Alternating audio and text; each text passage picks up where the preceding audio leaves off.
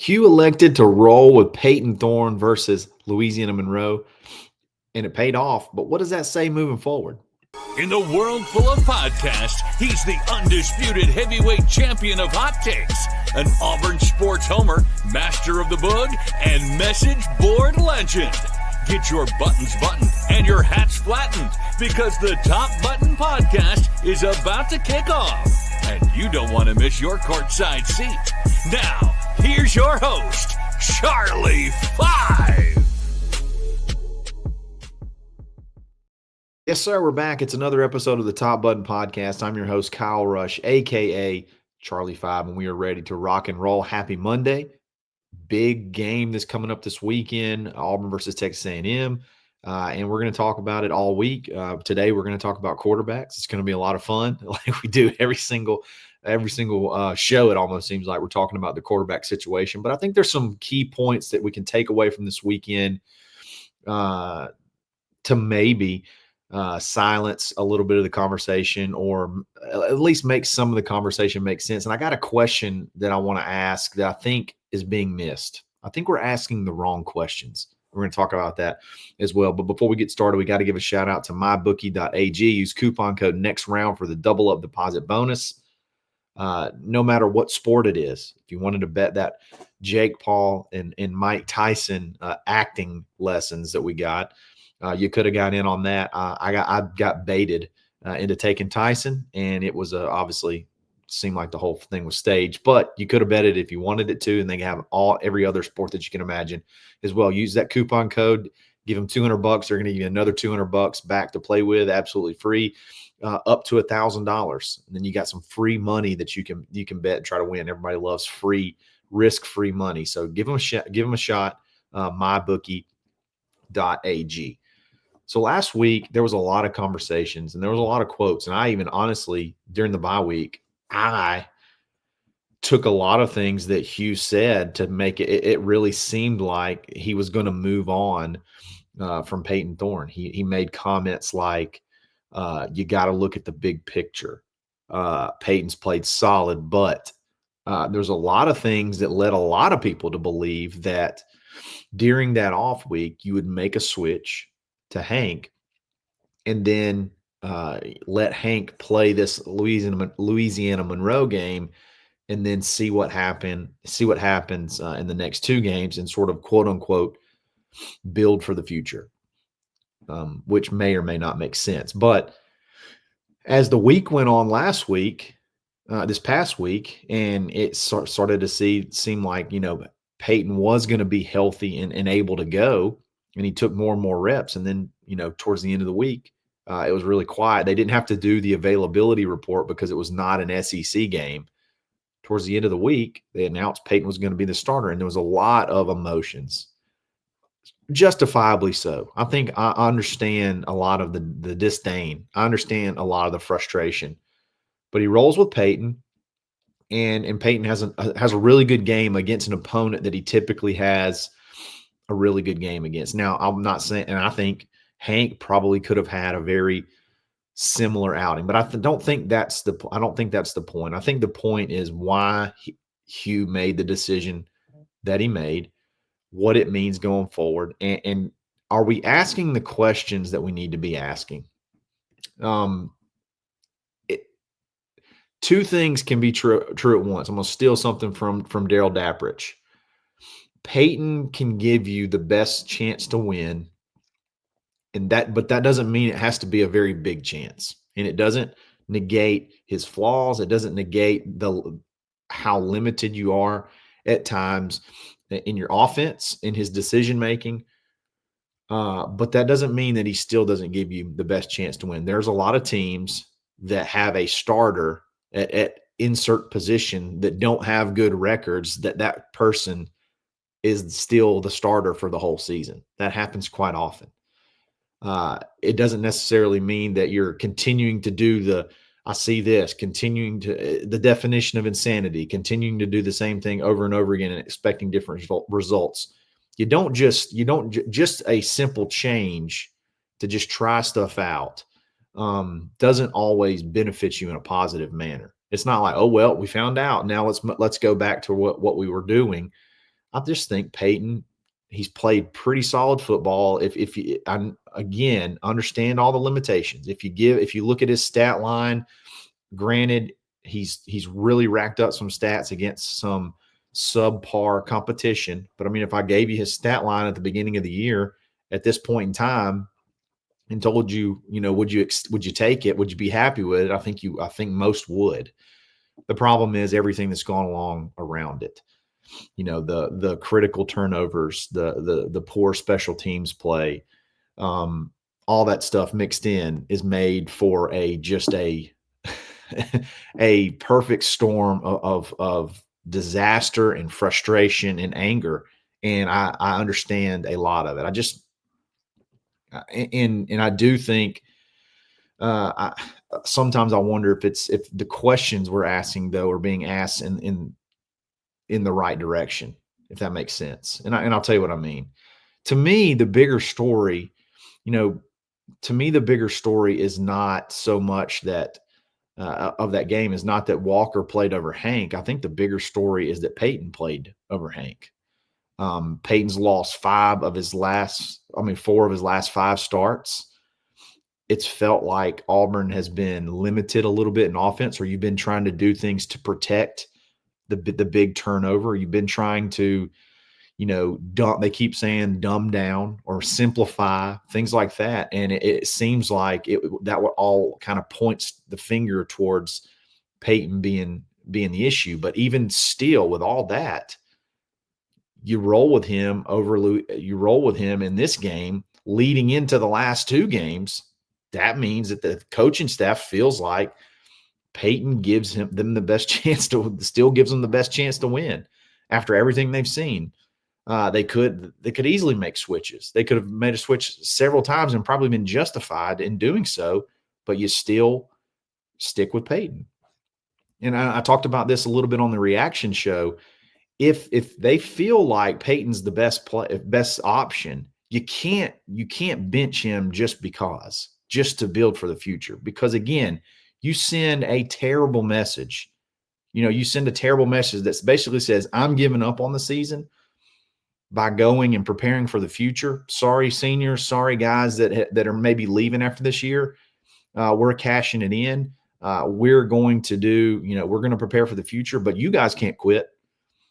You guys have to play through the whistle. You guys have to fight through the fight for 4 quarters, fight to the end of the season. You guys can't give up, but we're giving up.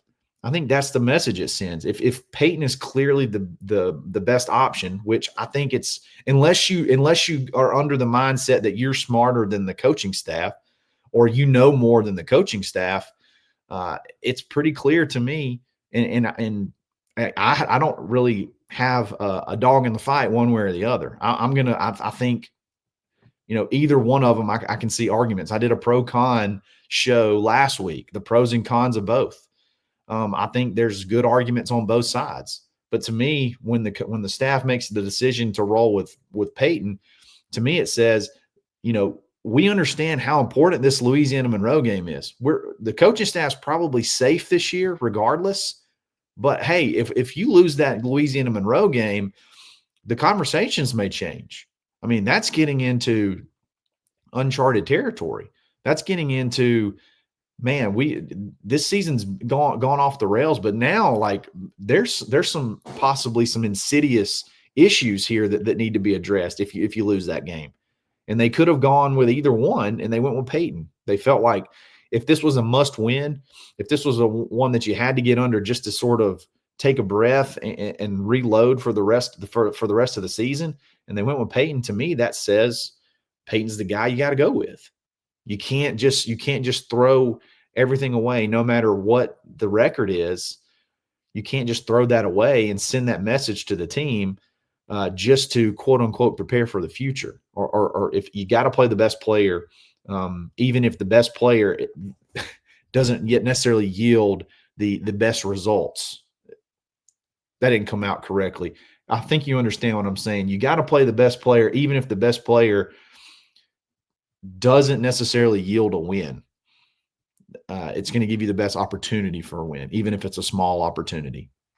So the question I think that everyone should be asking, this is the questions two questions really that I think everyone should be asking in press conferences and things like that. Not why did you choose Payton over Hank, or why did you choose Walker over Hank? I think the question should be, if Hank wasn't an option versus ULM after Payton lost 4 of the last 5 starts, why was he an option after game 2? I think that's the question to ask. Why did you make a switch after game 2 if after game 9 you look at the record and you've lost 4 out of 5 like 4 out of the last 5 games? The timing made sense. You come off a bye week. All of that made sense. The question should be, why would Hank not be an option here when he was an option at the beginning of the season? Did we pull the trigger too fast? Did you maybe panic a little bit after the Cal game? I think those are the questions to ask, not necessarily which quarterback it should be. It doesn't make it. To me, it makes way more sense to give Hank a shot against Louisiana Monroe than it did maybe if you go all the way back to the Cal game, after the Cal game. But you don't do that. I'm curious as to why one made more sense than the other. That's a question that I think should be asked. Another question, people ask, what if you left Hank in for the whole Arkansas game instead of yanking him after that first half? My question is, what if Payton stays in? What if Payton never gets yanked? What if Payton plays New Mexico? What if Payton plays against Arkansas the whole game? What do you look like then? Instead of the discombobulation of switching quarterbacks and then going back, maybe it doesn't make any difference. It's a whole lot easier to coach in hindsight. It's a whole lot easier to make decisions in hindsight. But I think those are better questions to be asking right now. Because I think it means are you acting out of character? Is it decisions that are made out of character? Is it? I would just love to know, because of the situation, because of the losses, the turnovers, were they justifiable but decisions now looking back? I mean, I think those are the questions that need to be asked, versus instead of let's argue over who's the better quarterback. Wait a minute. Okay, that to me is settled. I want to know why Hank wasn't an option now, but he was an option then. That's the question I want answered. What's happened between then and now? And why would we, did we make that much of a decision based off of a half a play? Or, just has something happened in practice that's made you feel different? Like that's the question I want answered. What's the difference between the beginning of the season and now, as far as choosing Hank to get a start versus not? I think that's a better question to ask. We're going to move on to this Hank versus Walker discussion and listen to Hugh, because I think that a lot of people thought maybe that's a signal. Maybe that's the smoke signal that Walker's jumped ahead of Hank. So let's hear what Hugh has to say after the game, and we'll break it down. Thought process. Yeah, that was a tough discussion. Not a tough, just, you don't know exactly what's right. It truthfully has no reflection on Hank at all. And I know people won't understand that, and they can make what they want, but I'm dead serious. It was really, if we do that, do you go Hank at the beginning of the third, or do you continue to build confidence with the receivers and Payton for a couple more possessions heading into the last few games, knowing that you might only get one of them in? And if it is one, which one? And we all kind of agreed. Ultimately, it was my call, and I thought I wanted to see Walker, in some live reps before the season was over. But truthfully, it had nothing to do with Hank not preparing well or playing well. You can't get them all in. And really wanted to see Walker in some live reps. To me, that makes a ton of sense. And I think the knee-jerk reaction was, oh, man, what's going on now? Walker has jumped ahead of Hank. But because of the way the running clock went in the second half of the first game, because you made a quarterback change against New Mexico, and instead of pulling Hank, late in the game and putting in Walker, then you needed those extra reps with Hank playing, with the starters and getting that getting that momentum built because of the whole like perfect storm of issues that have come up. Walker has not had an opportunity to get in and get live reps, which are just really invaluable. So I think that has a heck of a lot more to do with clearly why that decision was made versus Hugh doesn't love Hank anymore and he just chose he put Walker in over him. I think it was just sort of like a perfect storm of events. And honestly, I think it was the right decision. He talked about, should I have put Hank in at the beginning of the third quarter? Well, again, that goes back to the question of, are you trying to win every game? Are you trying to win this game? And are you trying to win the next two games? Are you not quitting? And I think giving Payton just a little bit more time to just let it rip and go and create that chemistry, continue to create that chemistry, and try to find something you can build on to give you a chance to win these next two games. You need to try to fight for bowl eligibility. You need to try to show everybody you're going to fight, especially, with this big home game now got moved to under the lights. It's going to be an intense environment, I think. A lot of recruits in attendance. I understand that decision process. Let's give him just a few more reps just to see if we can find something. And I don't know that they found necessarily, I'm not saying they found anything, but it gave them the opportunity to try to find some things that they can build off of over these next 2 weeks. All of that, to me, when you hear it played out, makes a lot of sense. And I don't necessarily think it means anything negative towards Hank. I don't think it means anything negative at all. It's just sort of like a perfect storm scenario to where it just played against his favor as far as getting playing time. So again, I'm excited to see those two guys battle it out if they both hang around. And we're going to talk about the future here in just a second. But before we do that, we got to give a shout out to our boy Ford Stokes with Active Wealth. No matter what you have going on in your retirement, no matter what you have going on in your savings, you need to give Ford a shout just to double check, just to verify and make sure that you've done everything that you can do to just make sure everything's going in the right direction. Like do the due diligence for yourself, do the extra work for yourself to make sure you're not paying crazy fees that you don't have to pay. Make sure that you're taking advantage of all the products you need to take advantage of. Make sure that your plan is organized in a way that benefits you to the maximum level. You can go to retirementresults.com/plan and get that free custom portfolio analysis from Ford Stokes. You'll make a great friend at the same time. Tell him War Eagle. Tell him we sent you. That's Ford Stokes with Active Wealth. So what does the future look like? What does the future look like for Hank and Walker? Look, I think both of them have a future at Auburn. And I think both of them have a future that could possibly be the starting quarterback at Auburn. But I think each one of them are going to have a different decision-making process along the way. It seems clear that Auburn's starting quarterback for 2025 is more than likely not on the roster. You're going to probably go to the portal there. So what does that mean for Hank and Walker? Because I don't know that they're going to have an opportunity to compete for it, but I don't know that barring injury, either one of those guys are going to be really the guy for 2025. So what happens to both of them? They have some big time decisions to make this week over the holidays, over this December, January, maybe into even spring, after spring. And I think each one of them, the decision is a little bit different. And I think a lot of it depends on who you bring in for quarterback. If you bring in a 1-year guy, not sure who that is. If you bring in a 1-year guy, to me, it makes a lot of sense for both of them to stay, including Hank. Because Hank, like, if you really think about it, I love Hank, and I think Hank's got a bright future, and I think he's got an opportunity to do well at Auburn eventually.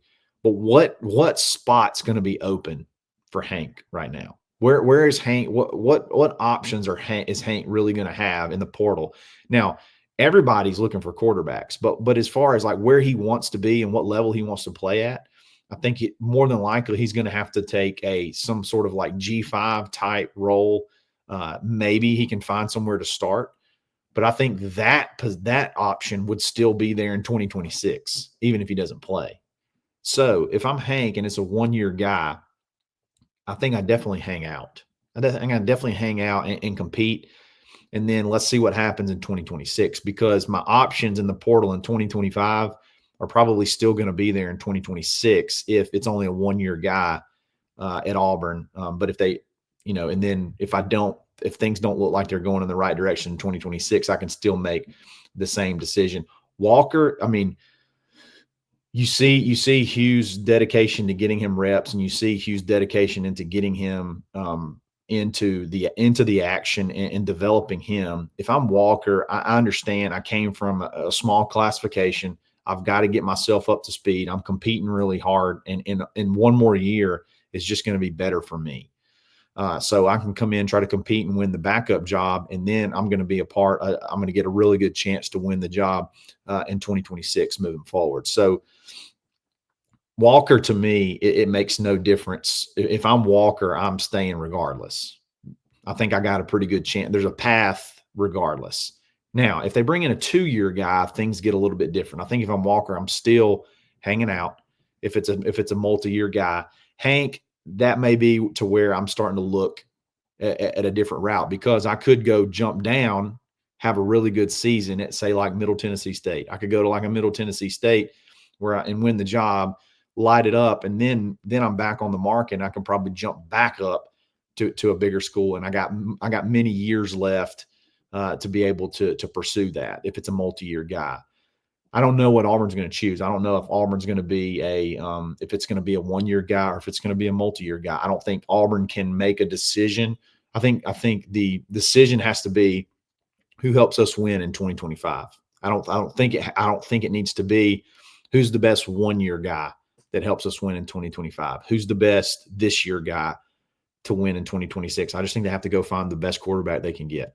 Unfortunately, because of the results of this season, you cannot do this again. If you want to continue to be the coach at Auburn, if you want to continue to build what you've sort of built through the recruiting and the structure off the field and the coaching staff, if you want to continue to kind of build on that momentum, you cannot have what happened this year happen again. So you got to go find the best guy. No matter if it could be a 3-year guy. It could be a guy that just had a really hot freshman year. If it's the best guy, you got to go get the best guy and then deal with the ramifications of that afterwards. So, and unfortunately, that's sort of the bed that you've made yourself. So now you got to lay in it and figure out the best way to win. So the quarterback situation is going to be interesting to see how it unfolds after the season.